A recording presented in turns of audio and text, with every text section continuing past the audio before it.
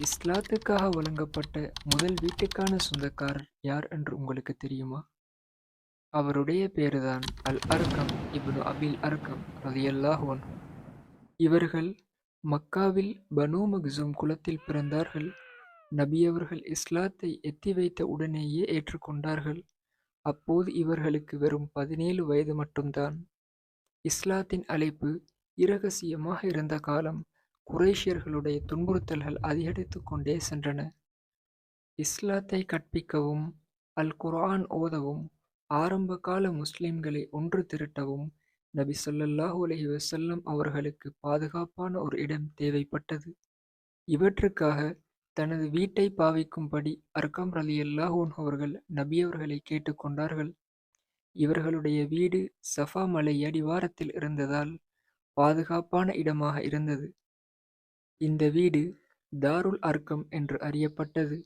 இஸ்லாத்தின் ஆரம்ப 3 வருட கால தாவா பணியும் இந்த வீட்டில் இருந்துதான் நடைபெற்றது. இந்த வீட்டுக்குள் தான் இஸ்லாத்தின் முன்னணி சஹாபாக்கள் பலர் இஸ்லாத்தை ஏற்றுக்கொண்டது. இதில் உமர் ரலியல்லாஹு அன்ஹு அவர்களும் ஹம்ஸா ரலியல்லாஹு அன்ஹு அவர்களும் அடங்குவர்.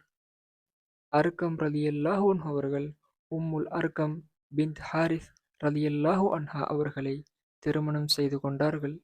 இந்த தம்பதிகளுக்கு 3 குழந்தைகள் பிறந்தன.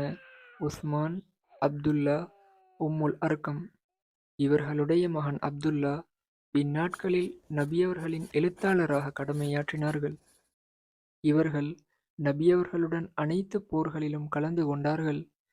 நபியவர்களின் மரணத்துக்கு பின்னர் மதீனாவில் இவர்கள் வாழ்ந்து வந்தார்கள். தனது 80வது வயதில் ஹிஜ்ரி 55ஆம் ஆண்டு இவ்வுலகை விட்டும் பிரிந்தார்கள். ஜன்னத்துல் பக்கீயில் அடக்கம் செய்யப்பட்டார்கள். இதுதான் நம்பிக்கை, வீரம், தியாகம் என்பவை கலந்த அல்-அர்கம் ரலியல்லாஹு அன்ஹு அவர்களுடைய வாழ்க்கைச் சுருக்கம். அஸ்ஸலாமு அலைக்கும் வரஹ்மத்துல்லாஹி வபரகாத்துஹு.